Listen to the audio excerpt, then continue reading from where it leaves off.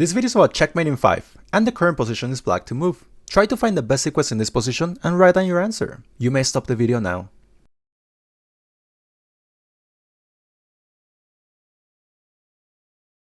Were you able to spot the continuation in this position? So here we have to look for, checkmate in 5, right? So any checks, captures, attacks, our checklist always. So yes, we have to consider different checks that we have in the position, right? We have queen d3. If we were to bring the queen to the d2, they just grab it with the bishop. And we also have queen d1, right? So we have to be precise here. We actually have to go for queen d1, because if we were to go to queen d3, they can always just grab us with the rook or something like that, right? So that's not accurate. So we need to be accurate by cutting the king's squares. So only move for the king, king f2, and here we have to be precise with our continuation, which would be bishop h4 check, only leading the king to go to one square. Here we would just go ahead with queen g4 check, only move for the king, and then we can just bring our rook here to finish the game with rook d1 checkmate. The current position is white to move. Try to find the best sequence in this position and write down your answer. You may stop the video now.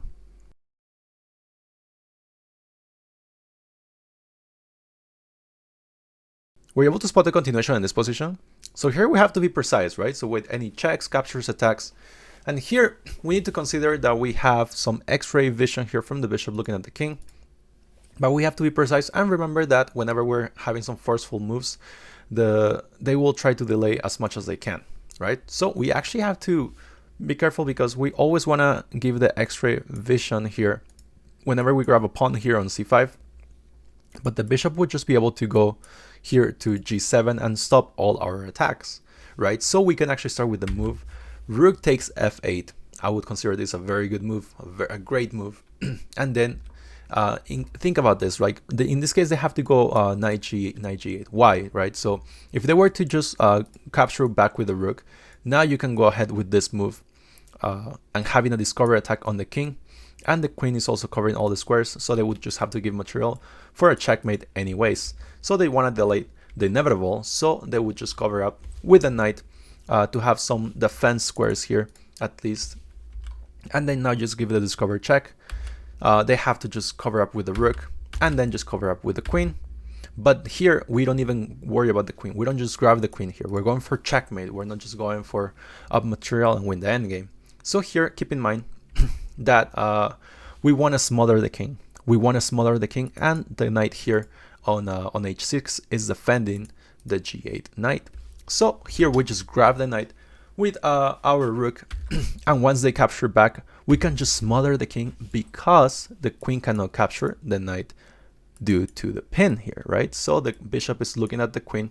It's like a skewer, I guess, situation, looking at the queen, at the king, and now we just smother the king with the knight here on f7 with checkmate. The current position is black to move. Try to find the best sequence in this position and write down your answer. You may stop the video now.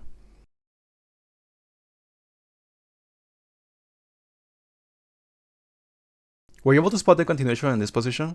So here we have to be forceful, right? With any checks, captures, attacks, any checks in the position. We have a couple, but the queen on d1 doesn't really work, because the knight would just be able to grab the queen here, right?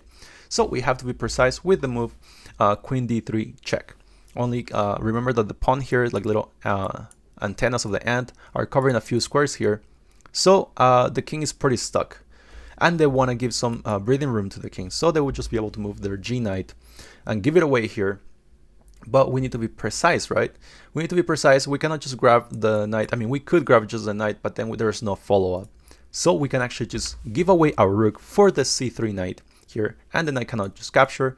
And now we're threatening some interesting ideas and forceful checkmates here, right? So here they would just try to delay some idea. Here you can, after queen g8, you can grab it with the king, you can grab it with the rook, tomato, tomato. So we just grab it with the king in this case. They try to delay everything they can. So we don't care about the bishop on d2. We just grab the knight with a check.